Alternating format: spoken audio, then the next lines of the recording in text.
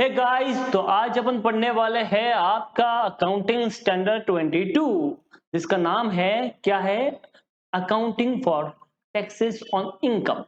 क्या नाम है सर, मजा आ गया बराबर ना गाइस। तो ये जो अकाउंटिंग स्टैंडर्ड है आपका काफी काफी इंपॉर्टेंट है। क्यों?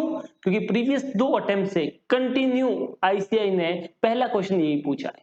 तो समझिए, फर्स्ट कंपल्सरी क्वेश्चन 5 मार्क का और आपको मिलता है AS 22। तो अब हो सकता है कि बच्चे ये सोचे कि शायद 2 बार आ चुका है इसके लिए ना आए, तो आईसीआई भी यही सोचती है, इसके लिए हो सकता है कि थर्ड टाइम भी आईसीआई आपको सेम क्वेश्चन डाल दे। समझ में आया ये वाला? और ऐसे भी ये अकाउंटिंग स्टैंडर्ड काफी इंपॉर्टेंट है, बिकॉज ये पहले था ग्रुप 1 में, अब आया ग्रुप 2 में। तो ग्रुप 1 में भी काफी इंपॉर्टेंट था और यहाँ पे भी काफी इंपॉर्टेंट है गाइस। तो बिलीव मी, ये अकाउंटिंग स्टैंडर्ड काफी काफी ज्यादा क्या है आपका इंपॉर्टेंट है। तो चलिए फिर शुरू करते हैं। वैसे देखा जाए तो कुछ लोगों को बहुत टफ लगता है ये अकाउंटिंग स्टैंडर्ड, बट अगर आपने अच्छे से वीडियो देखा तो एंड तक आई एम श्योर आपको बहुत अच्छे से समझ में आएगा, ठीक है? और आप एग्जाम में आराम से इस सम को अच्छे से कर पाएंगे, ठीक है? चलिए फिर शुरू करते हैं। आपका नाम है इसका AS 22 और इसका नाम है accounting for taxes on income. क्या नाम है इसका? Accounting for taxes on income. तो पहला क्वेश्चन, इस नाम को समझते हैं इसमें है क्या चीजें। पहला वर्ड दिया है टैक्सेस, मतलब सर एक बात बताइए, ये जो अकाउंटिंग स्टैंडर्ड है ये पर्टिकुलर कौन से टैक्स के बारे में बात करता है? क्यों? क्योंकि बेटा बहुत सारे इंडिया में टैक्सेस है, डायरेक्ट टैक्स है, इनडायरेक्ट टैक्स है, ठीक है? अब इसके अंदर डायरेक्ट टैक्स में भी आप देख लो, इनडायरेक्ट में देख लो, आपको वैरायटीज मिलती है। For example income tax, GST, पहले था वैट सर्विस टैक्स, उसके बाद प्रोफेशनल टैक्स आपका, उसके बाद CDD corporate dividend tax, DDT आप जिसे भी बोलते हैं, ठीक है? इस तरह से एंटरटेनमेंट टैक्स, इस तरह से पता नहीं कितने सारे इंडिया में टैक्सेस है। तो जो हम बात करेंगे इस अकाउंटिंग स्टैंडर्ड में, वो हम बात कर रहे हैं सिर्फ एक टैक्स की, जिसका नाम है डायरेक्ट टैक्स। किसकी बात करने वाले अपन? डायरेक्ट टैक्स की बात करेंगे। बोलिए क्या ये आपको समझ में आया? तो हम यहाँ पे जो बात करेंगे वो करेंगे डायरेक्ट टैक्स की। डन? डायरेक्ट टैक्स मतलब इनकम टैक्स एक्ट, यानी कि आईटी, इनकम टैक्स, राइट? उसके बारे में हम बात करेंगे। तो यहाँ पे देखिए सर, एक दे रखा है इनकम, मतलब ये कौन सी इनकम? बिकॉज हमने तो डीटी में पढ़ा है कि इंडिया में भी इनकम होती है और आउटसाइड इंडिया भी होती है। तो इस पर्टिकुलर अकाउंटिंग स्टैंडर्ड में आप कौन से इनकम की बात कर रहे हो? तो मैंने बोला इन इंडिया। बस सर इन इंडिया? मैंने बोला नहीं, एंड आउटसाइड इंडिया ऑल्सो। इसका मतलब हम यहाँ पे बात करेंगे इनकम की जो आपने या तो इंडिया में कमाई है या आपने इंडिया के बाहर कमाई है। फॉर एग्जांपल अपनी कंपनी का ब्रांच आउट ऑफ इंडिया है, तो अपन फॉरेन में इनकम कमा रहे हैं, तो वो उसके ऊपर भी AS 22 क्या हो जाएगा? एप्लीकेबल हो जाएगा, राइट? और हम कौन से टैक्स की बात करेंगे? ओनली ऑन डायरेक्ट टैक्स, मतलब as per the income tax act. Sir ये तो मतलब तो समझ में आ गया हमको। अब ये बताइए ये एएस आया क्यों? क्योंकि आप हमेशा हर एएस में बताते हो कि ये एएस क्यों आया, ये अकाउंटिंग स्टैंडर्ड आने के पीछे रीजन क्या था। तो सुनिए फिर ये अकाउंटिंग स्टैंडर्ड क्यों आया। बट उससे पहले आपको एक चीज पता होगी और वो मैं यहाँ पे लिख रहा हूं कि एक होता है प्रॉफिट, राइट, या इनकम, एक होती है अकाउंटिंग इनकम। कौन सी होती है? अकाउंटिंग इनकम या अकाउंटिंग प्रॉफिट, राइट? तो मैंने लिख दिया अकाउंटिंग प्रॉफिट। और एक होता है आपका टैक्सेबल प्रॉफिट। सर क्या बात कर रहे हो? मैंने बोला बिल्कुल, जो लोग ग्रुप 1 में है उनको पता होगा, हम पढ़ते हैं अकाउंट्स, राइट? जो मैं आपको पढ़ाता हूं वो क्या है? अकाउंट्स। तो जो चीज आपको जुझार सर पढ़ाते हैं बेटा वो क्या है? अकाउंट्स। और अपने इधर एक सर है, बहुत प्यारे सर है, नाम है उनका दर्शन ओझा सर। क्या नाम है उनका? दर्शन ओझा सर। वो बहुत प्यारे है, ठीक है? तो वो जो पढ़ाते हैं वो पढ़ाते हैं टैक्स, और बिलीव मी काफी अच्छा टैक्स पढ़ाते हैं वो, ठीक है? अगर आप ग्रुप 1 दे रहे हो तो अपने सी हब के चैनल पे आपको मिल जाएंगे टैक्स के कुछ लेक्चर, आप जाके देख सकते हो। तो ये देखिए यहाँ पे मैंने दर्शन शो बना दिया। अरे थोड़े पतले हो गए, थोड़े मोटे कर लेते हैं उनको। चलो चलो चलो। तो ये देखिए ये अपने दर्शन सर है, इनको थोड़ा सा, हाँ ये आ गए अपने दर्शन सर, राइट? ये पढ़ाते हैं टैक्स। क्या पढ़ाते हैं? आपके टैक्स पढ़ाते हैं, राइट? तो अभी सुनिए, दर्शन जो अपने टैक्स पढ़ाएंगे तो उसमें क्या आता है सर? इनकम टैक्स एक्ट आता है और उसमें इनकम टैक्स के हिसाब से चीजें होती है। मैं जो पढ़ाता हूँ वो नॉर्मली अपन जो अकाउंटिंग के बेसिक रूल है प्लस अकाउंटिंग स्टैंडर्ड है उसके हिसाब से अपन पढ़ते हैं, राइट? तो यहाँ पे देखिए हमने क्या किया, हमने लिखा ग्रॉस प्रॉफिट। क्या लिखा अपन ने? ग्रॉस प्रॉफिट लिखा। सपोज करो 1 लाख रुपए, उसमें से मैंने मान लो एक चीज माइनस करता हूं, फॉर एग्जांपल डेप्रिसिएशन। क्या माइनस करता हूं? डेप्रिसिएशन। और मैंने लिख दिया 30,000 का डेप्रिसिएशन। देन ये आ गया आपका नेट प्रॉफिट 70,000 मान लेते हैं, और कुछ भी नहीं है, बस है जो यही है। So this is your net profit, right? This is your net profit, right? हाँ जी। अब ये तो मैंने बता दिया। अब दर्शन सर क्या करता है पता है? जब भी टैक्स पढ़ाएंगे तो एक पढ़ाते हैं पीजीबीपी, बिजनेस प्रॉफिट है, प्रोफेशन हेड, राइट? तो उसमें दर्शन सर क्या करते हैं कि बोलते हैं ये जो नेट प्रॉफिट जुझार सर ने लिया है अकाउंटिंग वाला, ये बराबर नहीं है, क्योंकि इनकम टैक्स एक्ट के हिसाब से जो आपने डेप्रिसिएशन क्लेम किया है वो रॉन्ग किया है। तो बोलते हैं कि आपको एक्चुअल में जो डेप्रिसिएशन अलाउ है वो सिर्फ 20,000 रुपए, कितना अलाउड है? सपोज 20,000 रुपए। इसका मतलब आपने 30,000 का क्लेम किया तो आपने 10,000 एक्सेस क्लेम किया। तो दर्शन सर बोलते हैं ऐड करो डिस अलाउड एक्सपेंसेस। ठीक है, ये आपने पढ़ा होगा कि कुछ चीजें टैक्स में अलाउड नहीं होती है। तो इस तरह से यहाँ पे 80,000 रुपीज आ गया। अब मुझे सोच के बताओ कि जो प्रॉफिट मैंने दिखाया है और जो दर्शन सर ने दिखाया है, क्या वो इक्वल है कि अलग अलग है? सर अलग अलग है। ठीक है, जो लोग ग्रुप 1 में पढ़ रहे हैं, टैक्स पढ़ रहे हैं, उनको पता होगा पीजीबीबी में बहुत सारी चीजें अलाउड और डिसअलाउड होती है। तो उस डिसअलाउड इनकम और एक्सपेंस को एडजस्टेड करते हैं, एंड देन जो आपको मिलता है उसे बोलते हैं टैक्सेबल प्रॉफिट। क्या बोलते हैं उसे? Taxable profit. और उसके ऊपर टैक्स लगता है, राइट? आई एम राइट और रॉन्ग? Right, yes. तो यहाँ पे देखिए मैंने दिखाया 70,000, दर्शन से दिखा रहा है 80,000। अब जो टैक्स है वो भी तो अलग अलग आएगा। तो अब देखिए मेरा जो टैक्स आएगा रियल में भरने को वो कितना आएगा आप बताइए। सर अपना जो टैक्स आएगा वो आएगा, मान लो 30% का रेट है, इन दैट केस 24,000 का टैक्स भरने को आ रहा है, राइट? कितना आ रहा है? 24,000 का। अब आपको पता होना चाहिए जब मैं यहाँ पे टैक्स एक्सपेंस लेस करता हूँ, बिकॉज ये प्रॉफिट बिफोर टैक्स है, तो बेटा मैं कितना करूंगा? जितना मुझे भरने को आ रहा है, कितना मुझे भरने को आ रहा है? 24,000। मैंने 24,000 यहाँ पे लेस कर दिया, देन जो भी बच गया वो मेरा आंसर होएगा। अब मुझे आप सोच के बताओ कि कोई अनपढ़ गवार है, ठीक है, जिसने टैक्स नहीं पढ़ा है, जिसने अकाउंटिंग भी अच्छे से नहीं आता और वो ये देख रहा है, तो वो कह रहा है अच्छा जीपी इतना है, डेप्रिसिएशन इतना, माइनस का नेट प्रॉफिट इतना आया, बट मान लो उसको पता है कि टैक्स का रेट 30% है, ठीक है? या कुछ लोग पढ़े लिखे गवार भी होते हैं। सर ये पढ़े लिखे गवार कौन से?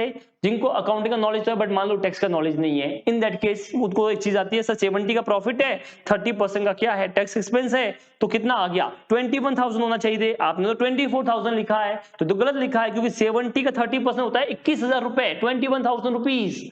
बट आप दिखा रहे हो 24,000 रुपीज। क्या पागल लोग हैं, मल्टीप्लाई करना तक नहीं आता। वो बोलेगा कि नहीं बोलेगा ऐसा? समझ में आया? और बोलेगा दया कुछ तो गड़बड़ है। क्या बोलेगा?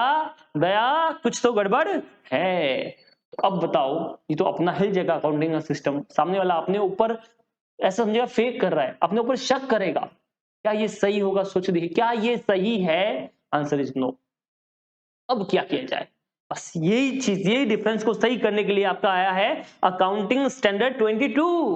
वो आपको बताएगा कि देखो अब मैं इसको ऐसे करूंगा कि सामने वाले को बहुत अच्छे से समझ में आ जाएगा। उसको समझ में आ जाएगा कि जो 24,000 आया है वो एक्चुअल में कैसे आया है, और उसमें क्या प्लस माइनस किया, क्या माइनस किया, सब वो आपको पता चलेगा।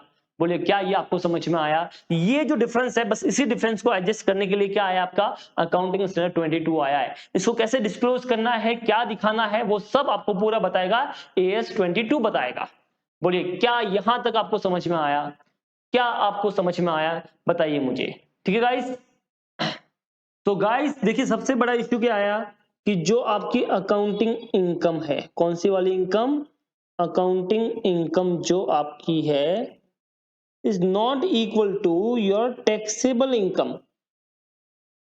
अगर अकाउंटिंग इनकम और टैक्सेबल इनकम दोनों इक्वल होती तो ये एएस का कुछ काम ही नहीं होता। समझ रहे हो? क्योंकि अकाउंटिंग का चीज अलग प्रॉफिट दिखाएगा और टैक्सेबल वाला प्रॉफिट अलग होगा। मतलब जुझार सर अलग आपको प्रॉफिट दिखाते हैं और उसी प्रॉफिट में दर्शन सर कुछ कराते हैं प्लस और कुछ कराते हैं माइनस, और तब जाके तुमको मिलता है एक न्यू प्रॉफिट, और उसे बोलते हैं टैक्सेबल प्रॉफिट या टैक्सेबल इनकम, राइट? और उसके ऊपर टैक्स लगता है।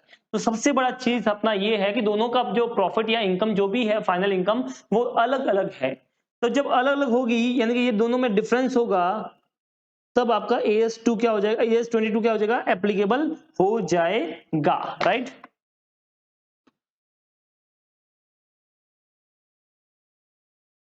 डिफरेंस। अब मैं बोलता हूँ ये डिफरेंस दो तरह के होते हैं। फर्स्ट जो डिफरेंस है उसे बोलते हैं बेटा टाइमिंग डिफरेंस। क्या बोलते हैं? Timing difference. और दूसरा जो है उसे बोलते हैं परमानेंट डिफरेंस। तो अब हमने देखा सर ये इक्वल नहीं होता है, मतलब डिफरेंस होता है, और इस डिफरेंस के दो रीजन होते हैं। The first one is your timing and second is the permanent. अब पहले ये समझते हैं what is the timing difference, बाद में समझिए what is the permanent difference, right. Timing difference क्या है? तो देखो, अकाउंटिंग भी उस चीज को अलाउ करता है और टैक्स भी उस चीज को अलाउ करता है। अरे बस सर, तो तकलीफ क्या है? जब दोनों ने अलाउ किया तो मैच हो गया ना, फिर AS22 का काम क्या? मैंने बोला नहीं नहीं ऐसा नहीं, सुनो, मैंने बोला अकाउंटिंग भी उसको अलाउ करता है, टैक्स भी उसको अलाउ करता है, बट दोनों का टाइम जो है अलाउ करने का, साल जो है, ईयर जो है, वो अलग अलग है। क्या है वो? अलग अलग। या फिर अमाउंट जो है वो अलग अलग है, बट एट द एंड वो इक्वल हो जाएगा। सर समझ में आया तो सही, बट पूरा नहीं आया। कोई डोंट वरी, कोई टेंशन नहीं, मैं हूं ना बेटा। देख इधर देख, फॉर एग्जाम्पल टाइमिंग डिफरेंस का मतलब होता है, जैसे अभी मैंने बताया डेप्रिसिएशन। क्या मतलब होता है? फॉर एग्जाम्पल डेप्रिसिएशन, या फिर जो तुम्हारे एक्सपेंसेस होते हैं, ठीक है, वो यहाँ पे आ जाएंगे। और भी दूसरी बहुत सारी चीजें हैं, वो सब यहाँ पे आ सकती है। अब इसको मैं एग्जाम्पल से समझाता हूँ। सपोज करो बेटा मैंने एक मशीन ली। क्या ली? मैंने एक मशीन ली है। ये जो मशीन है इसकी कॉस्ट है 3 लाख रुपए। कितनी कॉस्ट है? 3 लाख रुपीज। क्या ये तुमको समझ में आया? Yes sir. अब मेरा अकाउंटिंग का जो प्रॉफिट एंड लॉस बनेगा वो कुछ ऐसा बनता है। देखो ये अकाउंटिंग का दिखा रहा हूं, ठीक है। ये क्या बोलता है जरा सुनना। यहां पे मेरा जीपी आता है, इसमें से डेप्रिसिएशन माइनस करते हो, then you will get net profit before tax, right. Suppose करो ईयर 1, ईयर 2 और ईयर 3, ओके। और इस असेट की लाइफ है 3 साल, 3 ईयर। तो SLM मेथड को अगर फॉलो करूं तो एवरी ईयर डेप्रिसिएशन यहाँ पे 1 लाख आएगा, यहाँ पे भी 1 लाख आएगा, और यहाँ पे भी 1 लाख आएगा, राइट। तो ये बताओ टोटल मिला के डेप्रिसिएशन का क्लेम कितना हुआ? सर टोटल मिला के 3 लाख रुपीज हुआ। कितना हुआ? 3 लाख रुपीज। बट जो मेरा टैक्स है वो क्या बोलता है?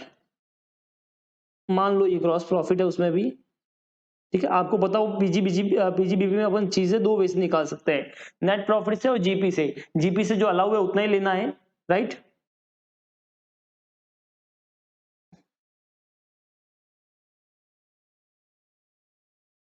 सपोज करो इनकम टैक्स बोलता है कि 100% depreciation allowed at the time of purchase. क्या बात बोली sir, 100% depreciation allowed at the time of the purchase, मतलब फर्स्ट ईयर के अंदर 100% डेप्रिसिएशन। तो ये 3 लाख का 3 लाख पूरा यहाँ पे माइनस हो गया। इन दैट केस तुम्हारा इधर भी डेप्रिसिएशन टोटल कितना आया? 3 लाख। तो ओवरऑल तो देखिए 3 लाख 3 लाख है, लेकिन किंतु परंतु आप ईयर वाइज देखो तो यहाँ पे देखो इनकम टैक्स ने पूरा फर्स्ट ईयर में अलाउ किया, बट जो अकाउंटिंग है वो आपका 3 ईयर में किया, 1 लाख 1 लाख 1 लाख। क्या यहां तक आपको समझ में आया? ओवरऑल मैच हो रहा है, बट साल देखिए, टाइमिंग देखिए, अलग अलग है। एक का है 1 लाख 1 लाख 1 लाख और एक का है पूरा 3 लाख। अब सपोज अगर मैं यहाँ पे इनकम लिखता, अगर मान लो यहाँ पे इनकम होती 4 lakh, right. In that case 4 lakh में से 1 लाख गया तो नेट प्रॉफिट कितना था? 3 लाख रुपए एज पर दी अकाउंटिंग। अब जीपी देखिए, दोनों में जीपी तो सेम ही है 4 लाख, बट यहाँ पे कितना आता है? 1 लाख रुपए। क्या ये आपको समझ में आया? तो रियल में जो मेरा टैक्स है वो 1 लाख पे लगता, ना कि 3 लाख पे। तो जो अकाउंटिंग वाला चीज है वो बोल रहा है प्रॉफिट 3 लाख है, जबकि टैक्सेबल कितना बोल रहा है? 1 लाख है, राइट। अब आगे मानते हैं नेक्स्ट ईयर भी 4 लाख का ही प्रॉफिट हुआ और 1 लाख का ये हो गया, अगेन 3 लाख। और यहाँ पे भी 4 लाख में करता हूं और यहाँ पे देखिए अगेन 3 लाख। क्या ये आपको समझ में आया? तो ये देखिए टैक्सेबल में भी 4 लाख रहेगा, इधर भी 4 लाख रहेगा। तो इधर अपना जो प्रॉफिट आएगा वो 4 लाख आएगा, इधर जो आएगा वो 4 लाख आएगा। अब ध्यान से दोनों एग्जाम्पल को कंपेयर कीजिए। ओवरऑल मेरा प्रॉफिट जो आया है वो 9 लाख रुपीज आया है टैक्सेबल, तीनों साल का। और इधर भी कितना आया है? 9 लाख रुपीज आया है। क्या ये आपको समझ में आया? ध्यान से देखिए क्या हुआ। ओवरऑल टोटल सेम है, टोटल प्रॉफिट भी सेम है, टोटल डेप्रिसिएशन भी क्या है, सेम है, राइट। बट फर्क क्या है कि अकाउंटिंग बोलता है फर्स्ट ईयर में 3 लाख का प्रॉफिट, जबकि टैक्स वाले दर्शन सर क्या बोलते हैं, 1 लाख का profit. Jujhar sir second year में बोलेंगे 3 लाख, बट वहीं पे देखो दर्शन सर बोल रहे 4 लाख, मतलब जो पहले साल में जो 2 लाख एक्स्ट्रा दिखाया था किसने, मैंने, जुझार सर ने, अब वो 1 लाख कम हो गया है। देखो ध्यान से देखो, पहले मैं, जुझार सर क्या बोल रहे हैं, 3 लाख का प्रॉफिट, दर्शन सर बोल रहे हैं 1 लाख का प्रॉफिट। दर्शन सर ने 2 लाख प्रॉफिट कम दिखाया टैक्स में, राइट। बट नेक्स्ट ईयर में देखिए, सेकंड ईयर में क्या हुआ, 3 और 4, अब दर्शन सर का प्रॉफिट 1 लाख से बढ़ गया है, और थर्ड ईयर में देखिए 3 और 4 फिर 1 लाख का बढ़ गया है। तो समझ में आया क्या, ओवरऑल जो 2 लाख उन्होंने कम दिखाया था वो नेक्स्ट ईयर और नेक्स्ट ईयर में क्या हो गया, सेटअप हो गया। और मैंने जो 3 लाख दिखाया है यहाँ पे देखिए, वो अपना इक्वल इक्वल चला है, राइट। तो अगर मैं कंपैरिजन दर्शन सर के साथ में, तो मैंने फर्स्ट ईयर में 2 लाख ज्यादा दिखाया, बट सेकंड ईयर में फिर 1 लाख कम दिखाया, और थर्ड ईयर में फिर 1 लाख कम दिखाया। तो ओवरऑल देखो, टोटल देखा जाए तो टोटल तो सेम है, बट ईयर वाइज क्या है, डिफरेंस है। That is called timing difference. क्या बोलते हैं इसे बेटा, टाइमिंग डिफरेंस बोलते हैं। बोलो क्या ये तुमको समझ में आया। तो टाइमिंग डिफरेंस का मतलब क्या है, टाइमिंग डिफरेंस का सिंपल मतलब है कि देखो आप जो चीजें क्लेम कर रहे हो टैक्स में, ठीक है, वो अकाउंटिंग से अलग कर रहे हो, बट अभी सिर्फ टाइमिंग का गैप है, ओवरऑल तुम्हारा वो क्या हो जाएगा, इक्वल हो जाएगा, सेम हो जाएगा। That is called timing difference. बोलिए क्या ये आपको समझ में आया। यस। तो क्या ये फ्यूचर में सेटअप होने वाला है, yes sir, definitely this is going to setup in future. So यहाँ पे ये फ्यूचर में क्या हो जाएगा, सेटअप हो जाएगा, बट अभी अपने को मैच करना पड़ेगा। सर मैच क्यों करना है, मैं बताएगा 2 मिनट के बाद। तो ये देखिए, इसके लिए अपने को एक चीज क्रिएट करना पड़ेगा जिसका नाम है DTL या DTA। फुल फॉर्म है इसका डेफर्ड टैक्स लायबिलिटीज, DTL। और DTA का फुल फॉर्म क्या है, डेफर्ड टैक्स असेट, जो आपने बैलेंस शीट के फॉर्मेट में पढ़ा होगा, राइट। तो यहाँ पे आपको DTA और DTL क्या करना पड़ेगा, क्रिएट करना पड़ेगा। तो ये तो DTA आएगा या DTL आएगा। अब जब भी आप DTA DTL क्रेडिट बना रहे हो, तो अगर आप DTL बना रहे हो तो कोई प्रॉब्लम नहीं है, बट अगर आप DTLA बना रहे हो तो आपको एक चीज चेक करनी है, चेक फॉर प्रूडेंस।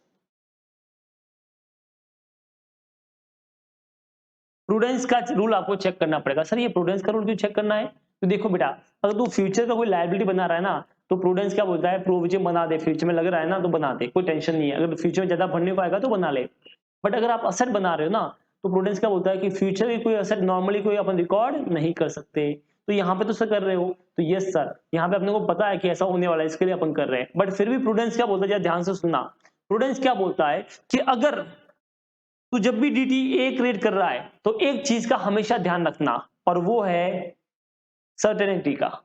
वो क्या बोलता है जरा सुनो, ये क्या बोलता है, प्रूडेंस का रूल क्या बोलता है, DTA में सिर्फ, हाँ DTL में नहीं, ओनली DTA में ये रूल क्या बोलता है जरा सुनना। ये बोलता है कि अगर तुम्हारी कंपनी नॉर्मल कंपनी है, मतलब प्रॉफिट मेकिंग है, या हल्का सा लॉस हुआ है लास्ट ईयर में, इन दैट केस आपको रीजनेबली सर्टेन होना है कि फ्यूचर में प्रॉफिट होगा। रीजनेबली सर्टेन, कौन सा certain, reasonably certain.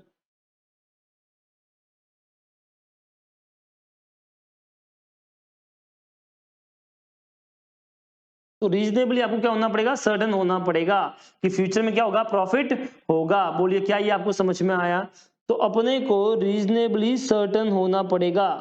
Reasonably certain का मतलब होता है नॉर्मल अपने को लग रहा है कि हाँ फ्यूचर में प्रॉफिट हो जाएगा, ऐसा बिलीव है और दिख भी रहा है तो हो जाएगा, राइट। फॉर एग्जाम्पल अगर मैं बात करूं आज की डेट में, तो रिलायंस कंपनी है, मान लो ये साल लॉस हो गया किसी रीजन की वजह से, या टाटा कंपनी है, ठीक है, तो टाटा कंपनी ने इस बार कोविड की वजह से बहुत डोनेशन किया, तो सब उसको वो लॉस में आ गई। बट उसको पता है कि टाटा कंपनी के पास बहुत सारे ऑफर है, बहुत बड़ी अच्छी कंपनी है, तो डेफिनेटली नेक्स्ट ईयर में क्या आ जाएगी, प्रॉफिट में आ जाएगी। तो यहाँ पे DTA आराम से क्रिएट कर सकते हैं क्योंकि रीजनेबली सर्टेन है कि प्रॉफिट आ जाएगा, ऐसा लगता है, ठीक है। बट अगर आपकी कंपनी लॉस मेकिंग कंपनी है, उसमें एक्यूमुलेटेड लॉसेस पड़े हैं, अगर उसमें अनएब्सॉर्ब्ड डेप्रिसिएशन है, तो फिर आपको वर्चुअली सर्टेन होना पड़ेगा। क्या होना पड़ेगा बेटा, virtually certain. Sir virtually certain का मतलब क्या है, इसका मतलब है कि आपके पास एविडेंस होना चाहिए, आपके पास प्रूफ होना चाहिए कि डेफिनेटली फ्यूचर में क्या होगा, प्रॉफिट होगा। फॉर एग्जाम्पल अगर मैं PNB की बात करूं तो PNB तो ऑलमोस्ट डूब चुकी है, जेट एयरवेज की बात करूं तो डूब चुकी है, किंगफिशर की बात करूं तो डूब चुकी है। इन दैट केस आप उसमें रीजनेबली सर्टेन नहीं हो सकते। अगर उसका DTA आता है, इन दैट केस आपको वहां पे प्रूफ देना पड़ेगा कि मेरी कंपनी जो है डेफिनेटली प्रॉफिट में आएगी। अब से प्रूफ कहां से लाएंगे, एविडेंस कहां से लाएंगे कि मान लो गवर्नमेंट ने गारंटी दी है या कुछ अपने पास ऐसे कॉन्ट्रैक्ट आ चुके हैं जो नॉन कैंसिलेबल है, इन दैट केस हम बोलेंगे yes now this is the virtually certain कि अपने को प्रॉफिट होगा। क्या ये आपको समझ में आया? तब जाके हम बोलेंगे कि yes now we can create the DTA. बोलिए क्या ये आपको समझ में आया? डीटीएल में ऐसा कुछ चेक नहीं करना है, डीटीएल लायबिलिटी बेटा प्रोविजन फ्यूचर का कर लो, कोई टेंशन नहीं है। डीटीए में आपको चेक करना पड़ेगा, राइट? तो डीटीए क्रिएट करना है कि नहीं करना, ऐसा सीन है तो you have to be virtually certain if you have the accumulated depreciation और accumulated losses, right? Unabsorbed depreciation है, एक्यूमुलेटेड लॉसेस है, आपकी कंपनी लॉस मेकिंग है, then you have to sure कि आपको क्या होगा, प्रॉफिट होगा। बट अगर आपकी कंपनी लॉस मेकिंग नहीं है, in that case you can be reasonably certain कि हाँ भाई प्रॉफिट हो जाएगा, दैट्स ओके। क्या ये आपको समझ में आया? Understood, right? तो ये था डीटीए और डीटीएल का रूल। अब कब डीटीए बनेगा, कब डीटीएल बनेगा, बंद कर रुक जाओ, थोड़ी सा कुछ टाइम दो, ऑटोमेटिक समझ में आएगा। उससे पहले अपन पढ़ लेते हैं परमानेंट डिफरेंस। क्या पढ़ लेते हैं बेटा? Permanent difference. परमानेंट डिफरेंस ऐसा डिफरेंस है जो डेफिनेटली फ्यूचर में भी रहेगा, डेफिनेटली रहेगा, वो टाइम के हिसाब से एडजस्ट नहीं होगा। For example cash expense over and above 10,000, ये बताओ अगर मैंने कैश में एक्सपेंस है ना 10,000 से ज्यादा कर लिए तो क्या इनकम टैक्स वाला अलाउड करेगा? Answer is no. अच्छा आज नहीं कल अलाउड करेगा, नेक्स्ट करेगा? नहीं, परसों नहीं, कितना भी कुछ भी कर लो वो अलाउ नहीं करेगा। या आपने कुछ पेनल्टीज पे की है तो क्या अलाउ होगी? Answer is no, penalties income tax में अलाउड नहीं होती है। क्या ये आपको समझ में आया? तो यहां पे देखिए अगर मैं आपको पूछूं एक चीज मुझे बताइए, ये मेरा है प्रॉफिट एंड लॉस, राइट? ये देखिए ये मेरा प्रॉफिट एंड लॉस जो नॉर्मल अकाउंटिंग वाला है, अकाउंट्स का है, this is my accounts P and L account. यहाँ पे आएगा बाय जीपी सपोज करो 100 और मैंने यहाँ पे लिख दिया है टू सैलरीज। क्या लिख दिया बेटा? टू सैलरीज, मान लो 50 रुपया। इन दैट केस मेरा नेट प्रॉफिट आ गया 50 रुपीज। क्या ये आपको समझ में आया? अब सर 50 पैसा आया तो अकाउंटिंग में रूल है जितना ड्यू हुआ उतना लिखो, मतलब कैश में दिया नहीं दिया doesn't matter, outstanding plus minus करोगे जो फाइनल अमाउंट है वो यहाँ पे आता है। तो 50 रुपया अपन ने दिया, सपोज करो मैं तो बोलता हूँ पूरे साल का 50 होता है, पूरा कैश में दे दिया 50, अकाउंटिंग तो 50 पूरा लेगा, राइट? बट जब आप टैक्स के हिसाब से जाओगे, टैक्स में जाओगे तो बोला नेट प्रॉफिट कितना आया 50, उसने बोला कितना कैश में दिया, बोला पूरा 50, बोला मोर देन 10,000 है, बोला हाँ मान लो ये थाउजेंड्स में है, किस में है ये? थाउजेंड्स में, ठीक है? बोला पूरा 1000 में दिया, 50,000 पूरा कैश में दिया, मैंने बोला हाँ पूरा दिया, एक साथ में दिया, बोला हाँ दिया, बस खत्म, नॉट अलाउड। बोला this allowed under section 40A(3), right? This allowed कितना? पूरा 50, आपकी इनकम होगी 100,000। बोलो क्या ये तुमको समझ में आया ये वाला? क्या ये फ्यूचर में अलाउड होगा? Answer is no, income tax कभी भी इसको अलाउड नहीं करेगा। तो ये टाइमिंग डिफरेंस नहीं है, ये परमानेंट डिफरेंस है। कौन सा डिफरेंस है? परमानेंट। क्योंकि इससे पहले देखा था वो ऐसा था कि फर्स्ट में ज्यादा था बट बाद में कम हो जाता, तो सेटअप हो रहा था फ्यूचर में। बट यहाँ पे जो डिफरेंस है, नाम ही देखो परमानेंट डिफरेंस, ये डिफरेंस हमेशा रहेगा।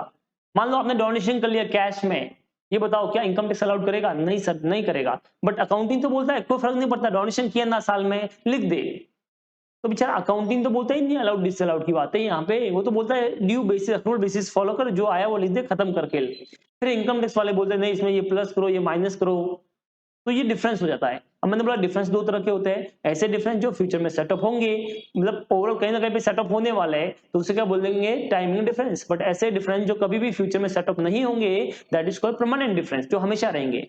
अब अपना लॉ क्या बोलता है, ये 22 क्या बोलता है कि देख जो परमानेंट डिफरेंस है वो तो हमेशा रहेंगे, तो इनको बस नोट्स टू अकाउंट में डिस्क्लोज कर दो।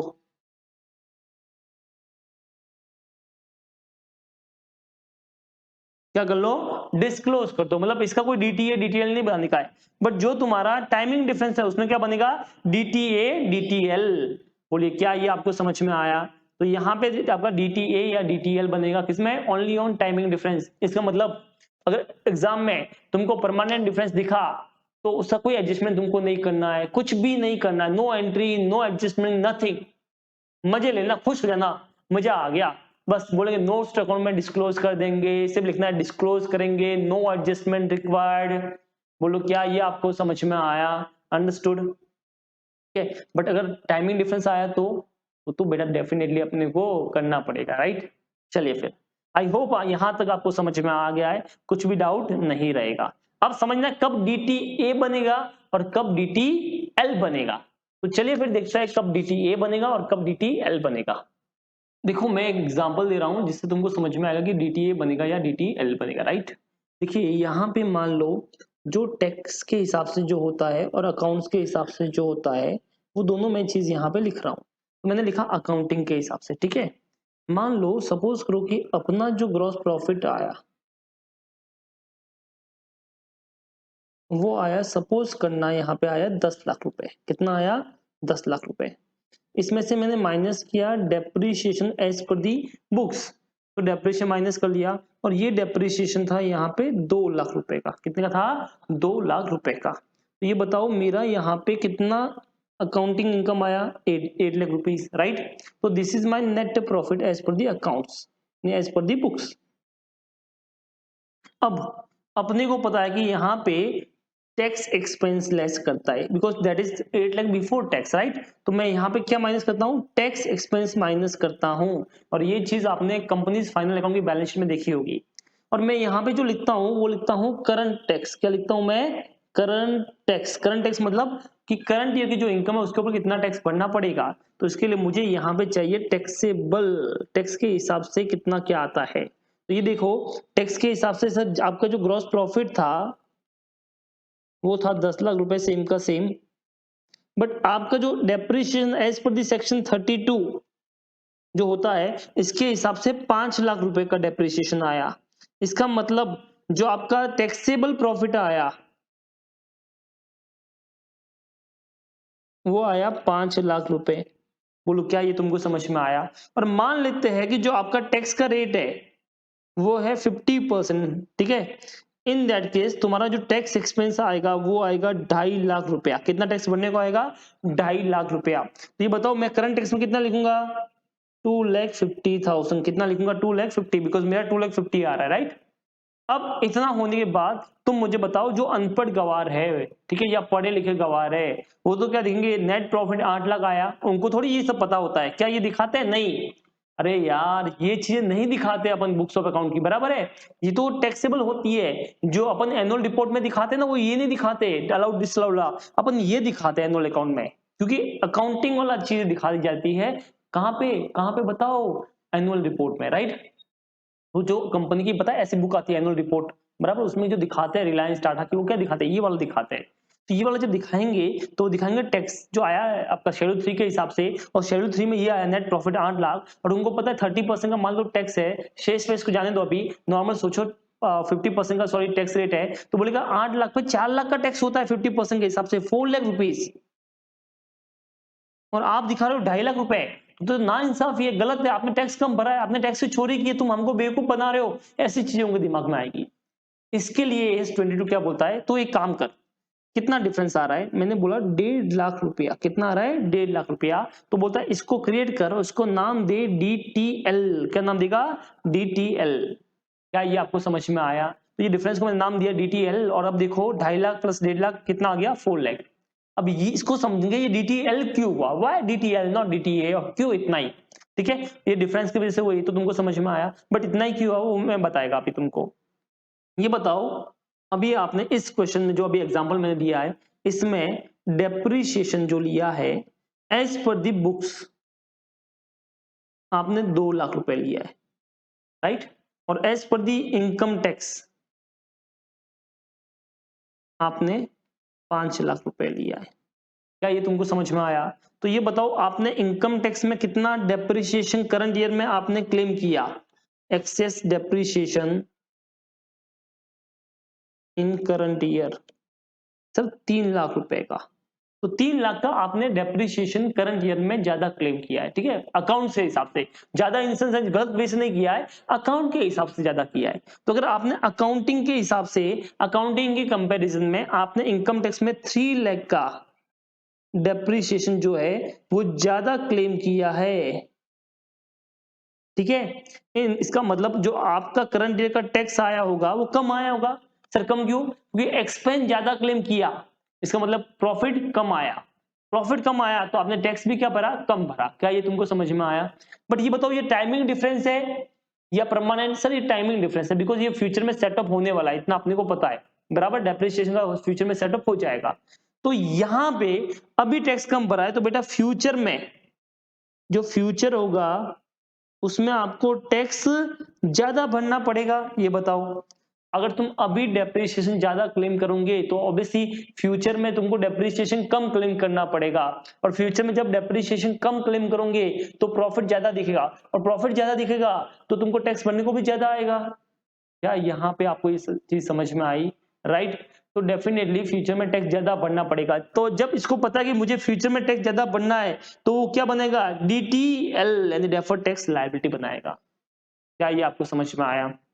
कितना बनाएगा? पूरे का नहीं सर, डिफरेंस का। डिफरेंस कितना? 3 लाख। तो 3 लाख का, बट 3 लाख का क्यों बनाएगा? उसके ऊपर टैक्स रेट कितना है? 50%। तो हम तो टैक्स देखेंगे ना। तो 3 लाख में 50% कितना होता है बताओ? 1.5 लाख रुपया।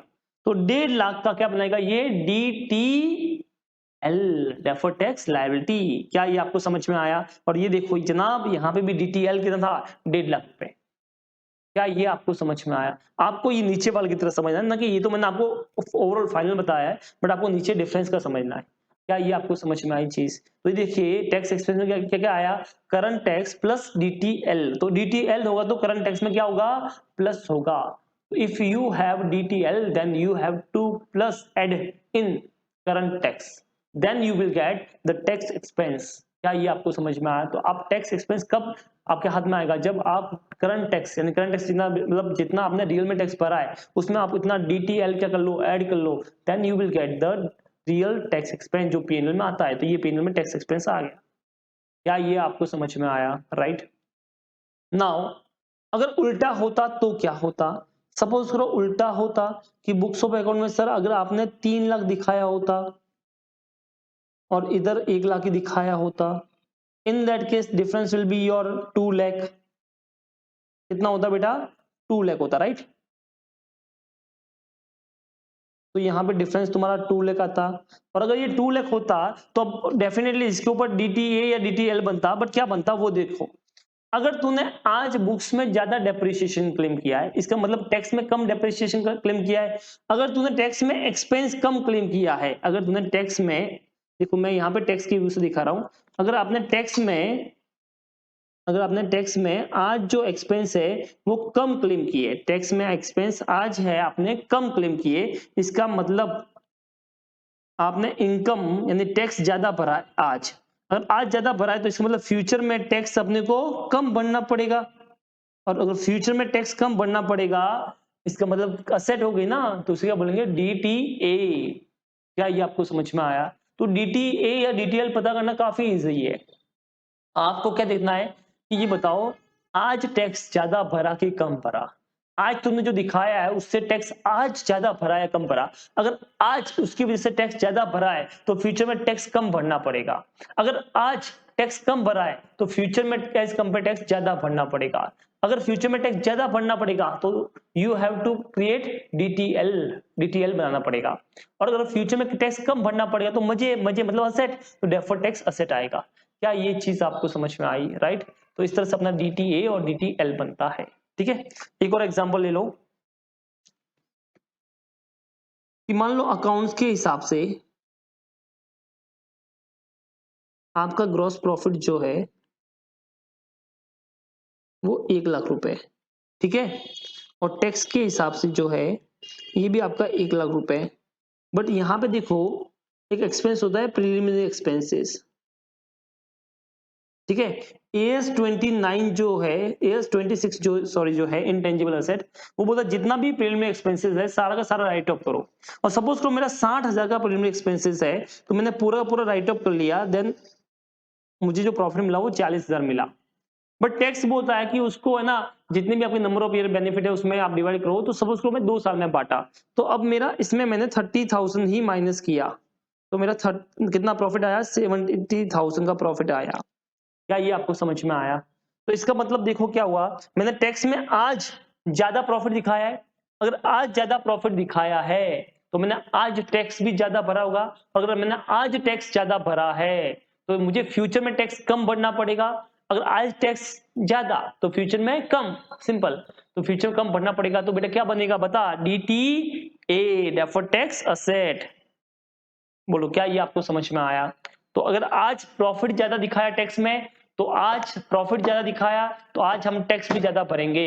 अगर आज टैक्स ज्यादा भरेंगे तो फ्यूचर में कम भरेंगे, और फ्यूचर में कम भरेंगे तो क्या बनेगा, क्या बनेगा बता, DTA बनेगा। क्या ये आपको समझ में आया? राइट, ठीक है। आपको बता दूं, मैंने जो अभी एग्जांपल करा ये तुम्हारा इलस्ट्रेशन मॉड्यूल का 1 था, तुमको पता भी नहीं चला, तुमने कर भी लिया। राइट, उसमें क्या है, उसमें 2 डेप्रिसिएशन है, एक है 2 लाख और एक है 5 लाख। तो 3 लाख का जो डिफरेंस है जो अपन ने यहाँ पे किया, राइट, ये बोलता कि ये डिफरेंस का क्या बनेगा जो अपने इससे पहले के था। तो सर उसमें देखो, अगर आपने अकाउंटिंग में कम दिखाया और टैक्स में ज्यादा दिखाया है, इसका मतलब आज आपने ज्यादा डेप्रिसिएशन दिखाया है कहां पे, टैक्स में। इसका मतलब आज आपने प्रॉफिट ज्यादा, डेप्रिसिएशन मतलब एक्सपेंस ज्यादा ज्यादा दिखाया तो प्रॉफिट कम दिखाया। अगर प्रॉफिट कम दिखाया तो आपने आज टैक्स कम भरा है, अगर आज टैक्स कम भरा है तो फ्यूचर में ज्यादा भरना पड़ेगा, तो DTL बनेगा। और सेकंड है प्रिलिमिनरी एक्सपेंसेस का, उसमें वो देता है, ऐसे नहीं दिया, उसने बोला कि आपका जो प्रिलिमिनरी एक्सपेंसेस है वो है अनअमोटाइज, मतलब अभी तक इतना अमोटाइज होना बाकी है। बट अपने को पता है अकाउंटिंग में तो पूरा अमोटाइज हो जाएगा, सिर्फ टैक्स में इतना अनअमोटाइज बचा है, तो उतना डिफरेंस हो गया। मतलब आपने अकाउंट में तो पूरा क्लेम किया, बट टैक्स में जो है आपने कम क्लेम किया, अनअमोटाइज मतलब इतना क्लेम होना बाकी है। अगर एक्सपेंस कम क्लेम हुआ तो प्रॉफिट ज्यादा दिखाया अभी, तो फ्यूचर में प्रॉफिट कम दिखाना पड़ेगा, तो क्या बनेगा, DTA बनेगा। अब मैं तुमको बता दूं, आप DTA और DTL दोनों एक साथ नहीं दिखा सकते।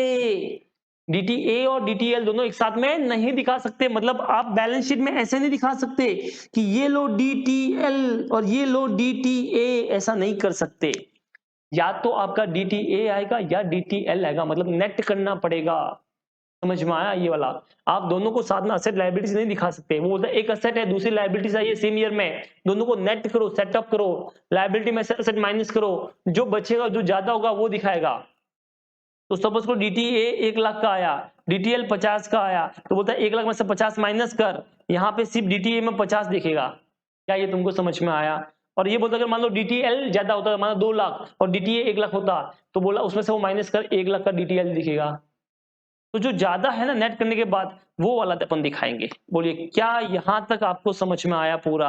तो इस तरह से अपने को DTA या DTL जो है वो नेट करके दिखाना है, ना कि दोनों अलग अलग।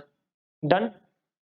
चलिए, तो अभी कर रहे हैं अपन मॉडल के क्वेश्चन। मॉडल में देखो आपको दे रखा है इंट्रोडक्शन, मैं बता चुका हूँ, ऑब्जेक्टिव मैं बता चुका हूँ, अकाउंटिंग इनकम मैं बता चुका हूं, जो ज्यादा से बताएंगे that is accounting income. Taxable income जो दर्शन से कराएंगे प्लस माइनस करने के बाद जो इनकम होगी उसे बोलेंगे taxable income.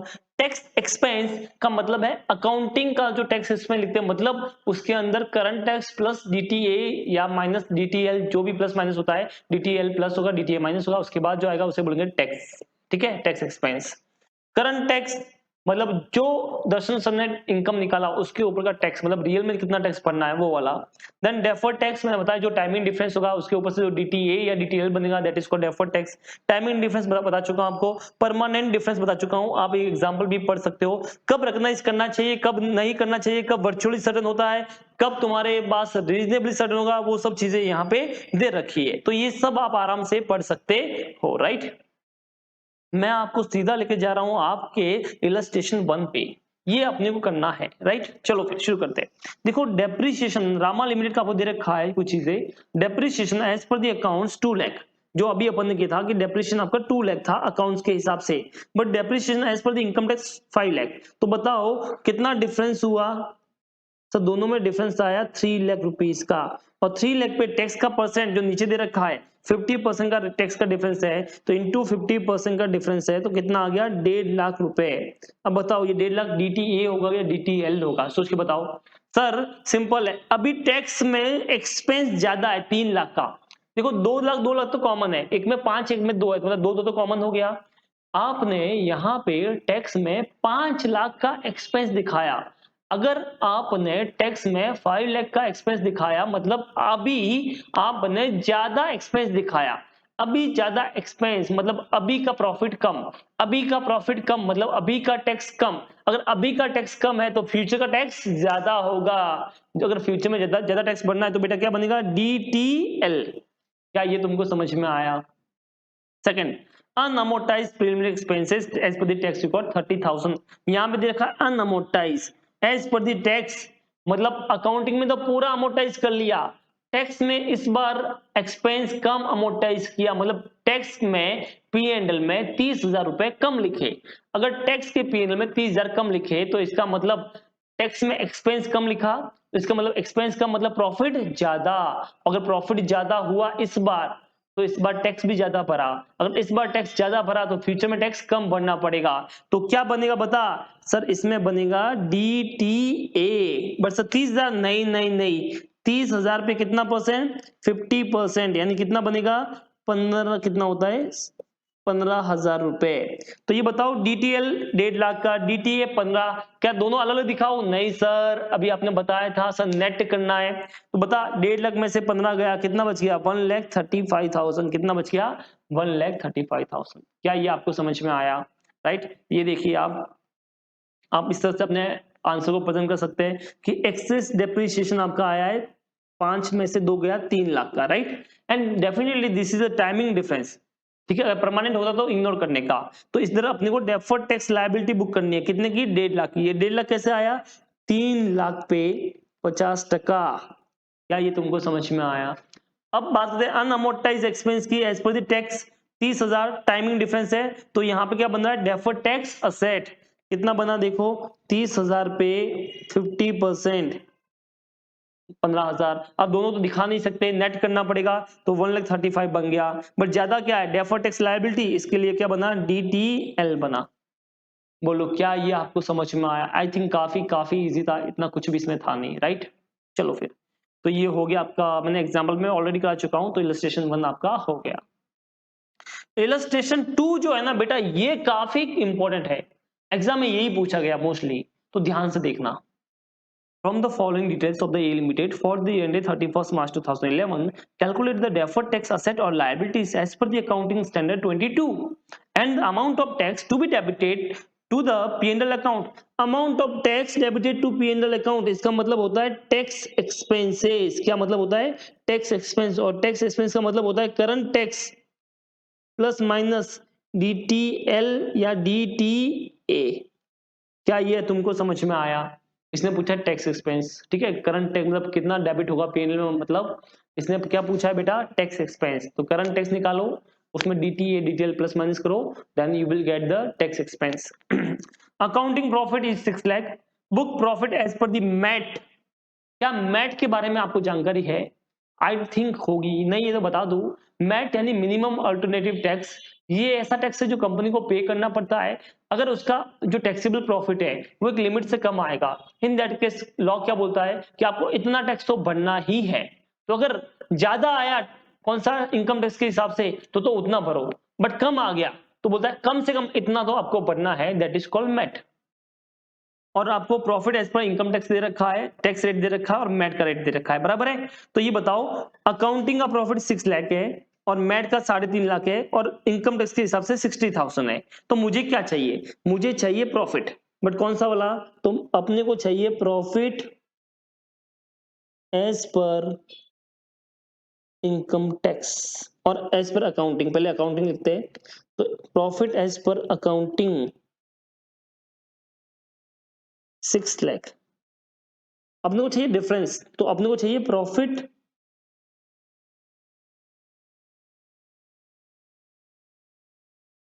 As per income tax, कितना 60,000। तो बताओ 60 तो कॉमन हो गया, बिकॉज बेटा अगर उसने 6 लाख दिखाया तो मतलब 60 तो दिखाया ही है, तो 60 तो दोनों कॉमन है। कितना डिफरेंस है सर, 5,40,000 का। तो अगर 5,40,000 का तुम्हारा डिफरेंस है, और ये डिफरेंस देखो ये कौन सा टाइमिंग या परमानेंट, सर ये टाइमिंग डिफरेंस है, बराबर है। अगर ये टाइमिंग डिफरेंस तो इसके हिसाब से जो तुम्हारा टैक्स आएगा उसका रेट कितना है जरा बताओ। टैक्स का रेट है 20%, 20%। तो इसके ऊपर जो आ रहा है 5,40,000 पे 20%, वो आ रहा है 1,08,000 का। क्या ये आपको समझ में आया? तो 1,08,000 का तुम्हारा फाइनल आंसर आ रहा है। क्या ये आपको समझ में आया? राइट। अब ये सब DTA होगा या DTL होगा, ये बड़ा क्वेश्चन है। मैंने बोला देख, प्रॉफिट दे रखा है, हमेशा ध्यान रखो क्या पूछा है, एक्सपेंस दे रखा है, प्रॉफिट दे रखा है, इनकम है, क्या है वो ध्यान से देखना। इस बार प्रॉफिट दे रखा है न कि एक्सपेंस। अगर आपने अकाउंटिंग में ज्यादा प्रॉफिट दिखाया बट टैक्स में कम प्रॉफिट दिखाया, अभी टैक्स में करंट ईयर में कम प्रॉफिट है, इस साल का टैक्स कम भरा है, बट ये फ्यूचर में ज्यादा भरना पड़ेगा। अगर फ्यूचर में ज्यादा भरना पड़ेगा तो क्या बनेगा बता? सर बनेगा डेफर्ड टैक्स लायबिलिटीज। तो ये बन गया तेरा DTL। फिर से बोलता हूं, क्योंकि अभी हमने प्रॉफिट एज कंपेयर अकाउंटिंग कम दिखाया है, इस साल का profit as compare to accounting कम है, तो इसके लिए अभी अपने को प्रॉफिट पे टैक्स कम, प्रॉफिट कम टैक्स भी कम, अभी का कम बट फ्यूचर का ज्यादा। समझ में आया ये वाला? इसके लिए क्या बनेगा? Deferred tax liability. तो मैं तो सिंपल है। अब ये तो ये हो गया, अब अपने को चाहिए करंट टैक्स। क्या चाहिए? Current tax. क्योंकि इसने क्या पूछा है? डेफर्ड टैक्स लायबिलिटी एसेट नहीं, इसने पूछा है टैक्स एक्सपेंस। तो करंट टैक्स कितना आता है बताओ सर? जो भी अपना इनकम टैक्स का प्रॉफिट है इनटू रेट, राइट, ये होता है करंट टैक्स। ऐसे होता ना, दर्शन ने क्या सिखाया था कि जितना इनकम ये प्लस माइनस करके जो आया 60,000, उसके ऊपर 20% के हिसाब से भर लो 12,000 रुपए। तो नॉर्मली तो मैं ये करता, नॉर्मली मैं क्या करता सुनो, कि भाई 12,000 का टैक्स एक्सपेंस आया है करंट टैक्स, और 1,08,000 का DTL है, प्लस कर दो, that is your tax expense. अगर मैट नहीं होता तो, बट यहाँ पे एक चीज दे रखी है, वो है मैट। क्या दे रखा है? मैट। तो ये बताओ कितना मैट बनने को आ रहा है, मुझे बता सकते हो? 3,50,000 पे 7.5%। तो मैट आ रहा है 3,50,000 इंटू 7.5%। तो अगर आप करोगे इसको मल्टीप्लाई तो आई थिंक 24,000 समथिंग कुछ आएगा। मैं कर लेता हूँ, एक सेकंड दो मुझे। 3,50,000 इंटू 7.5%, तो 26,250 rupees. This is your MAT. अब मैंने मैट में क्या बताया था? मैट बोलता है कि इतना तो आपको भरना ही है, अगर कम टैक्स अगर मैट से तो उतना तो भरना ही है, बट मैट से ज्यादा टैक्स है तो ज्यादा वाला भरो। समझ में आया? अगर ये इधर करंट टैक्स 12,000 ना होके 50,000 होता, सुनो, अगर करंट टैक्स 50,000 होता तो मुझे कुछ नहीं करना था, बस 50,000 करंट टैक्स प्लस DTL, खेल खत्म। बट ऑब्वियसली यहाँ पे करंट टैक्स कम आया है, तो मुझे क्या लेना पड़ेगा? मैट लेना पड़ेगा। क्या लेना पड़ेगा? मैट। तो अपना मेन आंसर मैट है, मैट प्लस DTL ये करना पड़ेगा। बट इसको मैं ऐसे दिखाऊंगा, क्योंकि अपना ऐसा दिखाते हैं टैक्स एक्सपेंस जो होता है वो क्या होता है। अगर नॉर्मली तो दिखाते हैं करंट टैक्स। क्या दिखाते हैं? Current tax. बट अपना करंट टैक्स जो है वो कितना है? 12,000 रुपए। फिर उसमें DTL प्लस करते हैं, बट अभी क्या करंट टैक्स में 12 भर रहा हूं?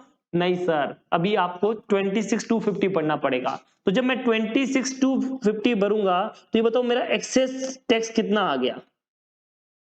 तो सर आपके पास जो टैक्स था, अभी आपको बनना है 26,250, अदरवाइज आपको क्या बनना पड़ता?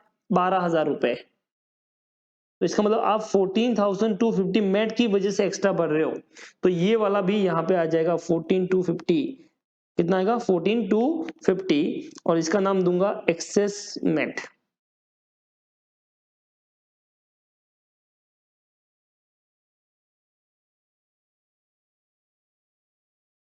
प्लस कर दो DTL। तो मैंने 14,250 कर लिया, प्लस 1,08,000 कर लीजिए। अगर ध्यान से देखते हो, थोड़े समझदारी से देखोगे, तो 12,000 प्लस 14,250 कितना होता है? सर सिंपल 26,250, यही तो मैट है। और मैंने आपको क्या बोला था कि मैट तो आपको बनना ही है। तो क्या बनना है? रियल टैक्स या मैट? मैट बनना पड़ेगा। तो मैट जितना तो बनना ही है, तो मैट आ गया आपका कितना आ गया? 26,250 प्लस 1,08,000, आंसर सेम ही आएगा, राइट। चलो फिर बस यहाँ पे बाइफर्केशन करके दे रखा है और कुछ भी नहीं है। क्या दे रखा है यहाँ पे? मैंने सिर्फ बाइफर्केशन करके दे रखा है, और यहाँ पे कुछ भी एक्स्ट्रा नहीं है। तो दिस इज योर 26,250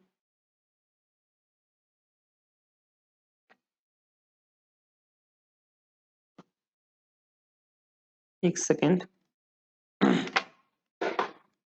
आज ये भी डांस कर रहा है। तुम तो करते रहते होंगे, नवरात्रि चल रही है तो यहाँ पे भी क्या कर रहा है, आज मेरा लैपटॉप डांस कर रहा है। चलो, सो 26,250 प्लस 1,08,000, सो आपको जो अपना ये मिला है वो हो गया 134,250। This is called your tax expense. इसे क्या बोलेंगे, टैक्स एक्सपेंस, मतलब इतना अमाउंट आपका डेबिट होगा कहाँ पे, P&L में। बोलिए क्या ये आपको समझ में आया? तो चलो, अगर आपको कॉपी करना है तो फटाफट वीडियो को पॉज कीजिए और कॉपी कीजिए। डन। ये मैट वाला भी कर लीजिए।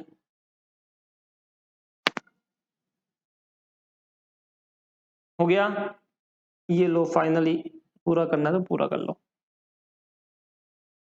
चलो, आई होप आपने कॉपी कर लिया, अदरवाइज वापस कर लो पॉज करके। चलो डन। अपना आंसर देखो, आईसीआई का भी देख लो, ये रहा 134,250, राइट। इस तरह से ये आपका मैट वाला एक इंपॉर्टेंट क्वेश्चन हो गया। ठीक है, अब देखो इसमें आईसीआई क्या घुमा सकती है, एक काम कर सकती है, शायद मैट वाला profit come they they. In that case जो तुम्हारा रियल इनकम टैक्स आएगा, करंट टैक्स, वो ज्यादा आ जाए। अगर रियल करंट टैक्स ज्यादा आया तो बेटा तो सिंपल है, करंट टैक्स लेना, मैट को भूल जाओ। बट मैट ज्यादा आया तो मैट को लो। सिंपल है, गवर्नमेंट बोलती है मैट जितना तो मैं वसूल करेगी ही करेगी, ऐसा गवर्नमेंट बोलती है। तो अगर तुम्हारा करंट टैक्स कम आ रहा है, जैसे अभी इस केस में आ रहा था 12,000, बट मैट का 26,250 था, तो गवर्नमेंट बोलती है मैं 26,250 वसूल करेगी, और बचा हुआ डीटीएल आ जाएगा, ये टैक्स एक्सपेंस हो गया। समझ में आया आपको? चलो, ये हो गया क्वेश्चन नंबर 2 जो था इंपॉर्टेंट। अब बात करनी है क्वेश्चन नंबर 3 की। अभी इलस्ट्रेशन 3 करने से पहले एक चीज आपको समझनी पड़ेगी, वो है जो भी तुम्हारा टाइमिंग डिफरेंस होता है, एक होता है ओरिजिनेट, और दूसरा होता है रिवर्स। अब सर ये ओरिजिनेट क्या होता है और रिवर्स क्या होता है वो समझा दीजिए। देखो, कोई भी टैक्स इफेक्ट जो तुम डीटीए या डीटीएल क्रिएट कर रहे हो, अगर वो फर्स्ट टाइम क्रिएट कर रहे हो, then that is called originate होना, राइट। जो अभी तक अपन ने जो भी इलस्ट्रेशन देखे उसमें फर्स्ट टाइम ही था, ऐसा कहीं भी नहीं दे रखा था कि इसमें लास्ट ईयर ये हुआ था तब ये हुआ था। तो यहाँ पे जो भी डिफरेंस था अपन ने देखा, ये करंट ईयर का ही माना है, राइट। तो हमने क्या बोला, ओरिजिनेट जो हुआ है वो करंट ईयर में हुआ है, इसके लिए अपन ने क्या बनाया, उसका डीटीएल या डीटीए अपनाया, राइट। बट अगर मान लो ये जो डिफरेंस है ये लास्ट ईयर ऑलरेडी हो चुका था और करंट ईयर में भी इसका इफेक्ट आ रहा है, इन दैट केस क्या होगा, तो अपने को उसको बोलना पड़ेगा रिवर्सल करना। क्या बोलेंगे उसे, रिवर्सल करना। फॉर एग्जाम्पल, मैंने डेप्रिसिएशन जो है वो क्या किया, इधर देखिए एग्जांपल से दिखाता हूं आपको, कि मान लो जैसा मैंने पहले बताया था कि यहाँ पे ग्रॉस प्रॉफिट दे रखा अकाउंटिंग का, मान लो 1,00,000, ठीक है।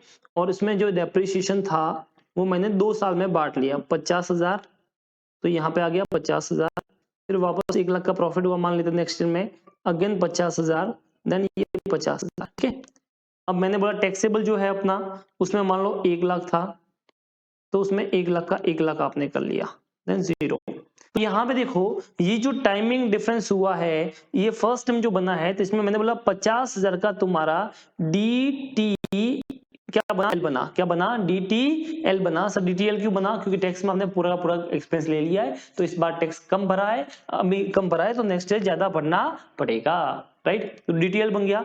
अब जब नेक्स्ट ईयर होगा, जब नेक्स्ट ईयर आया, मान लो ये 2020 था और ये 2021 है, अब जब नेक्स्ट ईयर आया यहाँ पे, तो ये बताओ यहाँ पे क्या मुझे टैक्स अभी भरना पड़ेगा, आंसर इज यस। तो ये देखिए नेक्स्ट ईयर 1,00,000 है तो मुझे पूरा 1,00,000 पे टैक्स भरना पड़ेगा, क्योंकि अकाउंटिंग के हिसाब से 50,000, तो यहाँ पे देखिए मुझे पूरे 50,000 पे एक्स्ट्रा भरना पड़ रहा है।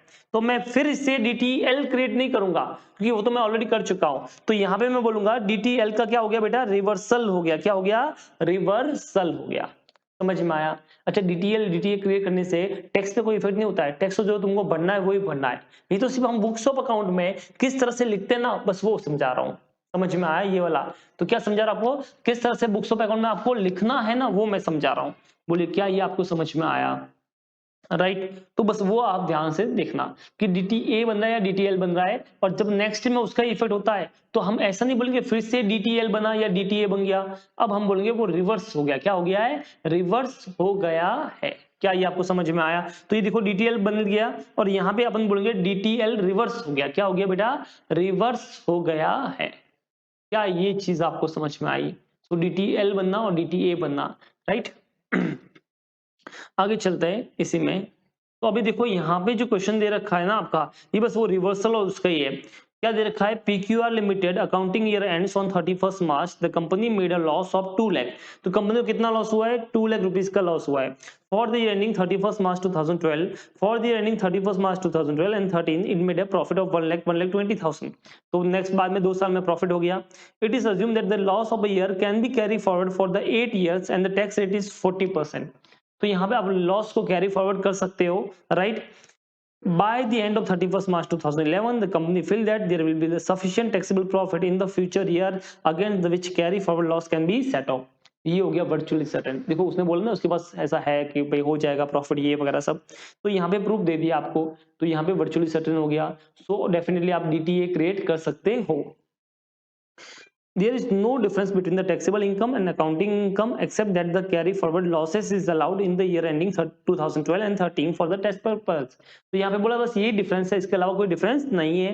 आपको prepare the statement of P&L, आपको क्या बनाने का है, प्रॉफिट एंड लॉस का स्टेटमेंट बनाने का है।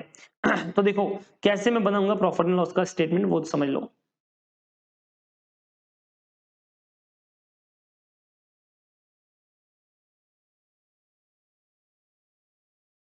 आपके पास 3 ईयर है, राइट। फर्स्ट ईयर जो शुरू हो रहा है 2011 से शुरू हो रहा है, तो 2011, 2012 एंड 2013।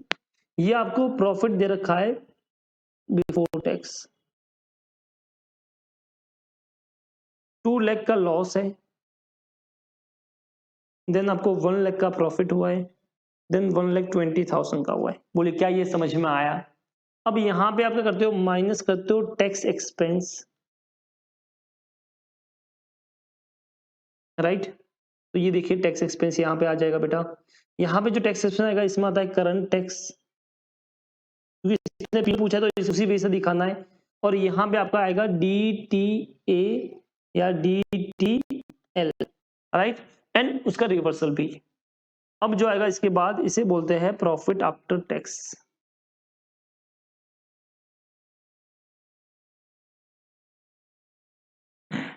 बोलिए क्या ये आपको समझ में आया। देख लेते हैं। ये बताओ कि अगर तुमको 2 लाख का लॉस हुआ है, 2 लाख का लॉस हुआ है, तो क्या आपको अभी कोई टैक्स पे करना पड़ेगा। आंसर इज नो सर, हमको कोई टैक्स पे नहीं करना पड़ेगा।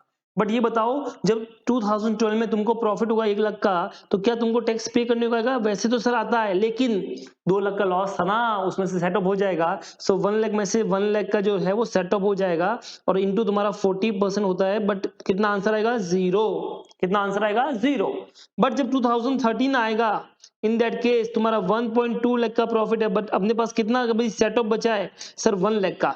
कितना सेटअप बचा है, ओनली ऑन 1 लाख का। कैसे, एक दो में से आप 1 लाख पहले ही कर चुके हो, तो अब 1 लाख का बच गया है, तो इसके ऊपर 40% के हिसाब से तुमको 20,000 रुपए पे कितना परसेंट, 40% के हिसाब से 8,000 रुपए तुमको भरने को आ जाएगा। क्या ये आपको समझ में आया। सो यू हैव टू पे tax in only 2013 of rupees 8,000। बोलो क्या ये आपको समझ में आया। सो 8,000 रुपए का टैक्स भरने को आएगा। अब बात करनी है DTA या DTL की, क्या क्रिएट होगा। लेट्स सी सर, DTA बनेगा कि DTL बनेगा। चलो इसको थोड़ा सही कर लेते हैं। अब तुम मुझे बताओ, अगर अभी अपने लॉस आया है जो अपन कैरी फॉरवर्ड कर सकते हैं, तो क्या फ्यूचर में अपने को टैक्स भरने को ज्यादा आएगा, कम आएगा सर, कम आएगा। क्या आएगा, कम। देखो जैसे मैंने यहाँ पे अभी बताया ना, करंट टैक्स में अपने को फ्यूचर में कम आ रहा है, तो डेफिनेटली यहाँ पे क्या बनेगा, DTA बनेगा। देखो ये मैंने प्रूव भी कर लिया है। नेक्स्ट में क्या टैक्स भरा, आया था बट नहीं भरा। नेक्स्ट 2030 में टैक्स भरा, बट कम भरा, तो ऑब्वियसली यहाँ पे क्या बनेगा, DTA बनेगा। बट यहाँ पे इसका इफेक्ट 3 साल तक दिखाना है, तो एक तो होता है एराइज, ठीक है, मतलब फर्स्ट टाइम में आ रहा है वो ओरिजिनेट हो रहा है, उसके बाद आप वापस नया नहीं बनाओगे, आप उसी को रिवर्स करोगे। क्या करोगे, उसी को रिवर्स। तो एराइज एंड रिवर्स आपको करना है। कितना एराइज होगा वो बताओ। तो सर 2 लाख रुपए है, उसके ऊपर 40% का आपका टैक्स सेविंग होगा फ्यूचर में, तो इसका मतलब 80,000 रुपीज, कितना, 80,000 का DTA एराइज हो जाएगा। बट 2012 में फिर वापस एराइज नहीं होगा, ठीक है। अब क्या आएगा, रिवर्सल आएगा। तो कितना रिवर्सल आएगा बताओ, कितना, 1 लाख का, पूरा नहीं, क्योंकि आप देखो यहाँ पे 1 लाख का आपने लिया ना बेनिफिट, तो 1 लाख का अपने को क्या करना पड़ेगा, रिवर्स करना पड़ेगा। सो 1 लाख पे 40%, यानी कि 40,000 रुपए यहाँ पे रिवर्स हो रहा है। और नेक्स्ट भी कितना होगा, सेम 1 लाख पे 40%, ये 40,000 यहाँ पे रिवर्स हो गया। बोलो क्या ये आपको समझ में आया? इस तरह से तुम्हारा ये बनेगा DTA और DTL। ठीक है, ये प्रॉफिट आ जाएगा before after tax, profit after tax. तो देखो कितना आ गया, 2 लाख में से 80 गया, कितना बच गया, 1,20,000 का लॉस। ये तो देखो 1 लाख में से 40 का ये गया तो 60,000 रुपए। और इधर देखो 1,20,000 में से कितना गया, 48 गया, राइट। 1,20,000 में कितना गया, 48 गया, तो कितना बच गया, 72,000 का। इस तरह से तुम्हारा ये प्रॉफिट आफ्टर टैक्स आ गया है। एक बार फिर से समझिए, मैं समझा रहा हूं आपको इसमें क्या हुआ। पहले करंट टैक्स को समझो तो समझ में आएगा। ये बताओ तुम्हारा 2 लाख का जो है बुक प्रॉफिट दिख रहा है लॉस में, बराबर है। तो 2 लाख का लॉस दिख रहा है आपका बुक प्रॉफिट। अब इनकम टैक्स में क्या होगा, अपने को अभी टैक्स पड़ने को कुछ नहीं आएगा करंट ईयर में, राइट। बट फ्यूचर में ये लॉस कैरी फॉरवर्ड होगा, तो इनकम टैक्स में अपने को मजा आएगा। क्यों मजा आएगा, क्योंकि लॉस कैरी फॉरवर्ड होगा, तो जब भी प्रॉफिट वाला इनकम होगा तो अपने को नहीं भरना पड़ेगा। जब नहीं भरना पड़ेगा तो अभी क्या क्रिएट करेगा, तू बता, अभी क्या क्रिएट करेगा, DTA क्रिएट करेगा। तो तुमने 80,000 का DTA बना दिया है। अब जब भी भरने को आएगा तो DTA में से तेरा सेटअप हो जाएगा। तो अब देख, नेक्स्ट में अकाउंटिंग में 1 लाख रुपए के ऊपर टैक्स भरने को आ रहा था, बट अपन भर नहीं रहे, क्योंकि इनकम टैक्स में ऑलरेडी अपना सेटअप होने के आ गया ना, कैरी फॉरवर्ड हुआ ना। तो अब इसके रूल के हिसाब से नहीं भर रहे। क्या ये तुमको समझ में आया? इसके रूल के हिसाब से अपन टैक्स नहीं भर रहे हैं। तो ये देखो, क्योंकि लॉजिकली सोचो, 1 लाख पे 40,000 का तुमको टैक्स भरने को आ रहा था, बट अपन क्या बोलेंगे, अपने पास क्या पड़ा है, DTA पड़ा है, तो उसका क्या करेंगे, रिवर्सल करेंगे। क्या करेंगे अपन, रिवर्सल करेंगे। तो जब मैं उसका रिवर्सल करूंगा तो मेरा करंट टैक्स भरने को नहीं आने वाला है। तो ये देखो 1 लाख में से मैंने 40,000 का क्या कर लिया, रिवर्सल कर लिया। क्या ये आपको समझ में आया? तब कोई भी बंदा देखेगा तो वो समझेगा, अच्छा 1 लाख पे 40%, 40,000 का टैक्स होता है, नेट 60,000 आ गया। अब समझ में आया। अब थर्ड ईयर में देखो 1,20,000 है, उसके हिसाब से 48,000 रुपीज, कितना, 48,000 आना चाहिए था। बट बताओ अपने पास 40 का ऑलरेडी DTA पड़ा है, तो DTA माइनस हो जाएगा, और 8,000 के ऊपर अपने को करंट टैक्स जो बनना पड़ेगा, जो डिफरेंस था उसके ऊपर 8,000 आ गया। ठीक है, तो इस तरह से 72,000 तुम्हारा ये फाइनल आंसर आ गया। सर ये क्यों किया, क्योंकि जब भी कोई अनपढ़ गवार देखेगा तो वो तो ये देखेगा कि चलो 2 लाख का लॉस था तो उसके ऊपर कोई टैक्स भरने को नहीं आया, ये समझ में उसको आता है। बट वो बोलेगा 1 लाख का, जब तुम्हारा 2012 में सिर्फ देखो इसको देखो, 1 लाख का प्रॉफिट आया है, तो 40% के हिसाब से 40,000 आना चाहिए ना। तो बचा हुआ प्रॉफिट आफ्टर टैक्स 60,000 होना चाहिए था। तो यहाँ पे देखो करंट टैक्स में 0 दिख रहा है, क्योंकि कुछ भी नहीं भरा, इनकम टैक्स के रूल के हिसाब से सेटअप हो गया। तो अपने को 40 का तो माइनस करना ही पड़ेगा ना ऐसे भी। इसके लिए DTA माइनस हुआ 40 का, समझ में आया, रिवर्स हुआ, इसे बोलते हैं रिवर्सल। तो नेट आ गया 60,000। इधर देखो 2013 में 1,20,000 का प्रॉफिट दिख रहा है, तो नॉर्मल 1,20,000 इंटू 40%, 48,000 माइनस होना चाहिए, करना पड़ेगा। बट रियल में टैक्स तो कितना भर रहे हैं, ओनली 20,000 पे भर रहे हैं, क्योंकि 2 लाख का सेटअप पड़ा है, तो 20,000 पे टैक्स भरेगा, 40%, 8,000 टैक्स भर रहा है। लोग क्या सोचेंगे, 1,20,000 पे सिर्फ 8,000 टैक्स भरा, बाकी 40 कहां पे है, तो ये दिखाएंगे, देख 40 का ये रिवर्सल हो गया, नेट 72,000 प्रॉफिट दिख गया। तो अब बोलेगा हाँ अब बराबर है। तो ये पढ़े लिखे गवारों को ये दिखाना पड़ेगा, इसके लिए DTA DTL आया। और ऑब्वियसली सेम चीज है, इसके लिए पहले एराइज होता है, बाद में क्या होता है, रिवर्सल होता है। क्या ये तुमको समझ में आया, अंडरस्टूड? इस तरह से ये तुम्हारा आंसर हो गया। आपको चाहिए तो वीडियो को क्लोज कीजिए और कॉपी कीजिए। डन। ये भी इंपॉर्टेंट क्वेश्चन है बेटा, एग्जाम के हिसाब से आपको डेफिनेटली प्रैक्टिस करना है इसका। अब आखिरी बचा है फोर्थ वाला, ये मैं आपको करा रहा हूं, फटाफट देख लीजिए आप लोग। Omega Limited is working on a different project which are likely to be completed within the 3-year period. It recognized revenue from this contract on the percentage of completion method for the financial statement 2010-11, 11-12, 13. तो ये देखिए company है omega limited, वो percentage completion method follow कर रही है for the accounting. तो accounting में उसने पहले ईयर में 11 लाख का प्रॉफिट दिखाया, सेकंड में 16 और थर्ड में 21। बट इनकम टैक्स में वो कंप्लीटेड मेथड यूज कर रही है, और उसमें उसका पहले साल का प्रॉफिट आया 7 लाख, फिर 18, फिर 23। तो डेफिनेटली डिफरेंस आ रहा है, बट ओवरऑल सेम हो रहा है। इसके लिए कौन सा डिफरेंस है, टाइमिंग डिफरेंस। ठीक है, 10, 11, 11, 12, 12, 13 इनकम टैक्स रेट 35% है। आपको पूछा है डेफर्ड टैक्स लायबिलिटी या असेट, बताओ क्या पूछा है, डेफर्ड टैक्स लायबिलिटी या असेट। अब मुझे सोच के बता, फर्स्ट ईयर में आपने अकाउंटिंग में 11 लाख रुपए दिखाया, कितना दिखाया, 11 लाख, बट टैक्स में 7 लाख दिखाया, तो 4 लाख का डिफरेंस आया। अभी डीटीए बनेगा या डीटीएल बनेगा वो सोचना, और कुछ मत सोचो। ये बता, अकाउंटिंग में ज्यादा प्रॉफिट है, इनकम दिख रहा है ऑब्वियसली, टैक्स में कम इनकम है, कंपेयर करो। टैक्स में अभी इनकम कम दिखाया, अभी टैक्स में इनकम करंट ईयर में कम दिखाया, तो टैक्स भी करंट ईयर में कम भरा। अगर टैक्स करंट ईयर में कम भरा तो फ्यूचर में ज्यादा भरना पड़ेगा, अगर फ्यूचर में ज्यादा भरना पड़ेगा तो क्या बनेगा, डीटीएल बनेगा। समझ में आया? तो ये टाइमिंग डिफरेंस आ गया 4 लाख का। इसके हिसाब से 35% के हिसाब से तुम्हारा डेफर्ड टैक्स कितना गया, 1,40,000। तो डेफर्ड टैक्स लायबिलिटी में 1,40,000 खड़ा रहेगा बैलेंस शीट में। क्या ये तुमको समझ में आया? बट जब नेक्स्ट ईयर में सेटअप होगा तो अब देखो 16 लाख अकाउंटिंग है, 18 ज्यादा है। अब समझो, अब अपना टैक्सेबल में 18 ज्यादा आ रहा है, तो क्या मैं ज्यादा टैक्स पड़ेगा, नहीं। समझो, मैं जो डीटीएल था मैंने ऑलरेडी बना चुका हूं, अब उसको मुझे कम करना पड़ेगा, रिवर्स करना पड़ेगा। तो ये देखो कितना डिफरेंस आया, 2 लाख का, 2 लाख पे 40%, सॉरी 35% के हिसाब से 70,000 का मुझे डेफर्ड टैक्स जो लायबिलिटी है वो क्या करना पड़ेगा, कम करना पड़ेगा।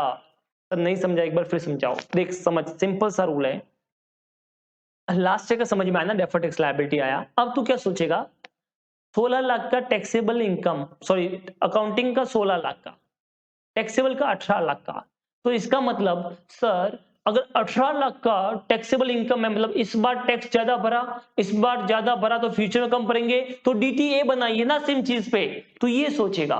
पर डीटीए नहीं बनाने का है, क्यों?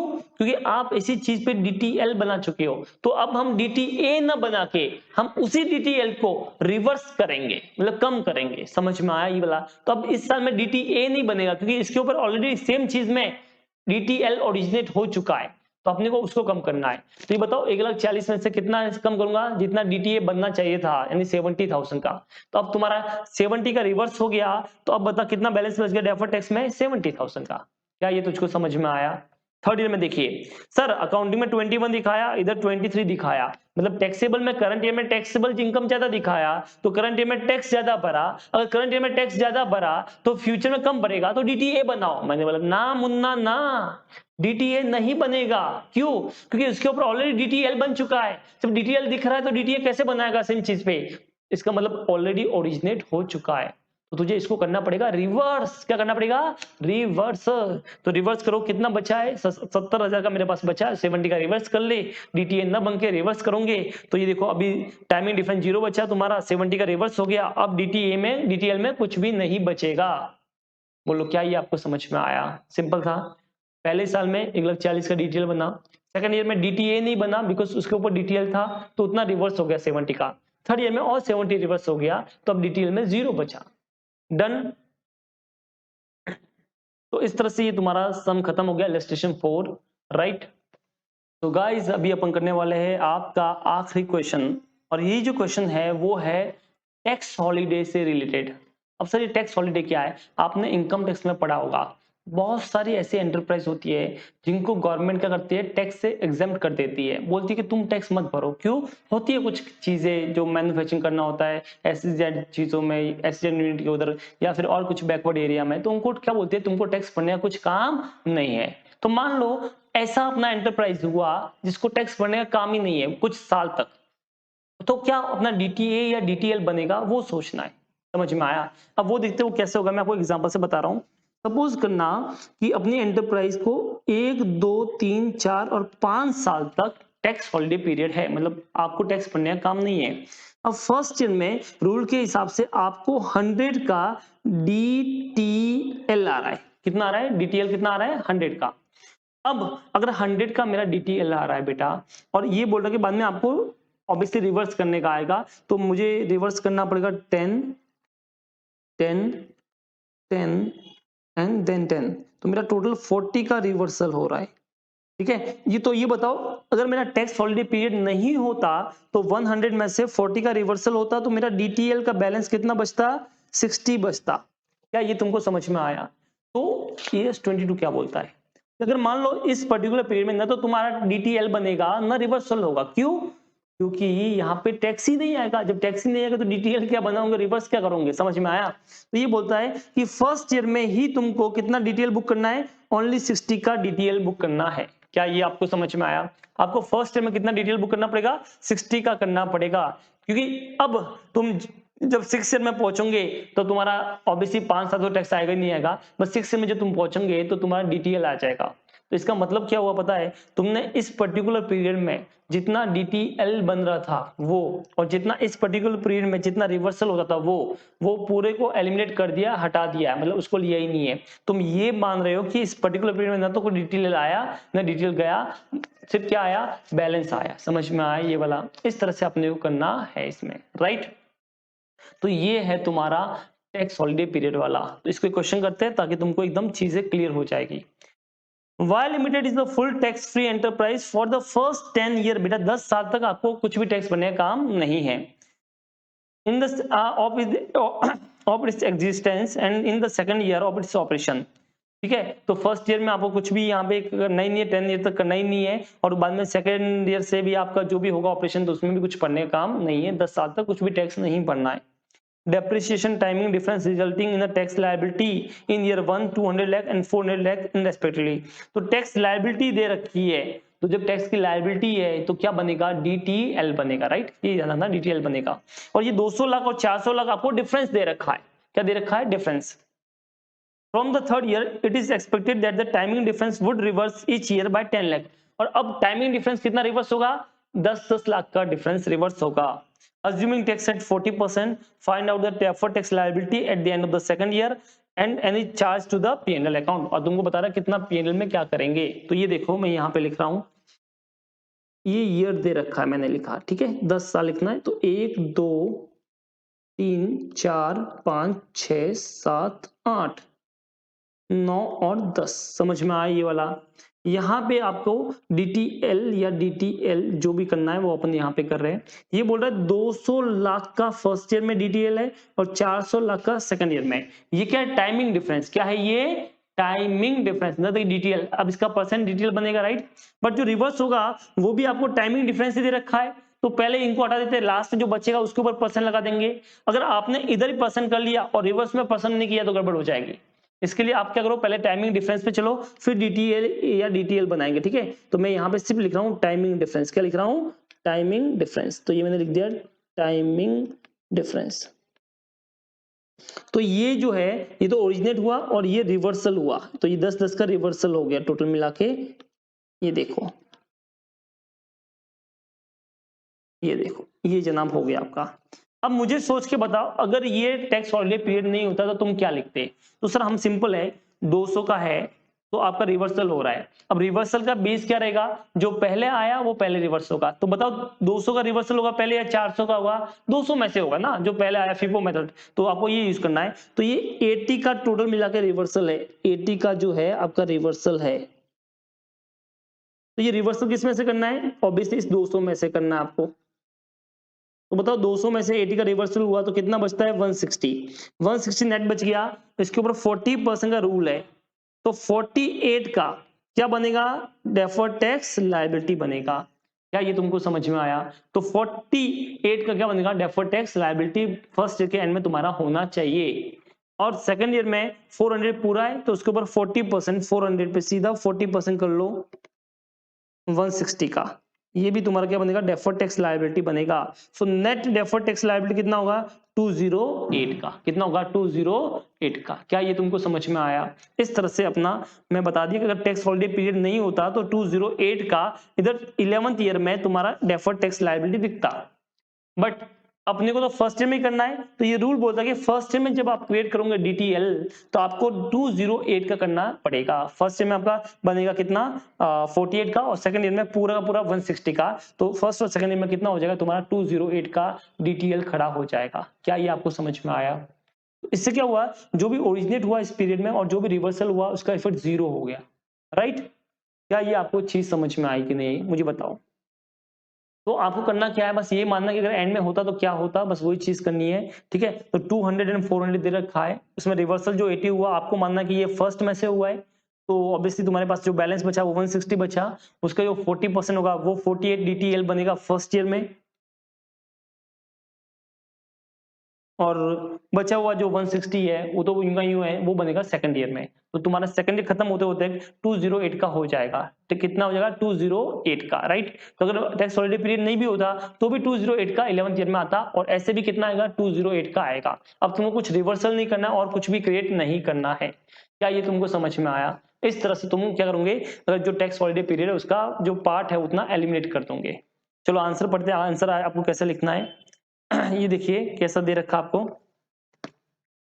As per the accounting standard 22, accounting for taxes on income, deferred tax in respect of timing difference which originate during the tax holiday period and reversed during the tax holiday period should not be recognized to the extent deduction from the total income of an enterprise is allowed during the tax holiday period as per the provision of section 10A and 10B of the Income Tax Act। मतलब वही जो मैंने बताया आपको। क्या बताया मैंने आपको कि टैक्स हॉलिडे पीरियड वाला ना तो ओरिजिनेट होगा ना उसमें से निकलेगा। जो नेट आपका आता, मान लो टैक्स हॉलिडे पीरियड नहीं होता तो कितना होता, उतना आएगा।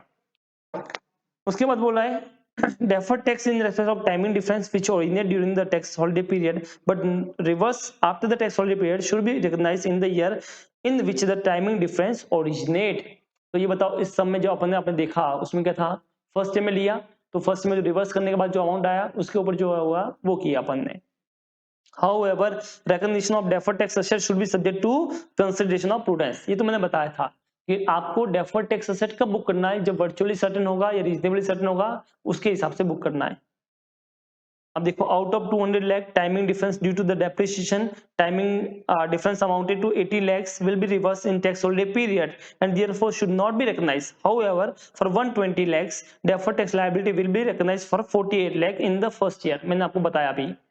In the second year, the entire amount of timing difference 400 lakh will reverse only after the tax holiday period and hence will be recognized in full। बराबर है। Deferred tax liability is 1,60,000 will be created by the charging to the P&L account and the total balance of deferred tax liability account at the end of the second year will be 208। अपना भी कितना आया था 208 आया था। तो आप समझने के लिए ऐसा लिख सकते हो, सिर्फ समझने के लिए, ठीक है। एग्जाम में आपको जैसा आईसीआई ने दिया है वैसा ही लिखना है। तो गाइस आई होप आपको ये चीज समझ में आई होगी कि ES22 में क्या है। ये सारे सम आपको हाथ से प्रैक्टिस करने हैं, राइट। और कुछ भी डाउट रहेगा तो आपके पास सबके पास मेरा नंबर है ही है, आप मुझे मैसेज कर सकते हो, ठीक है। जब भी मुझे टाइम मिलेगा डेफिनेटली मैं आपको आंसर दूंगा, ठीक है।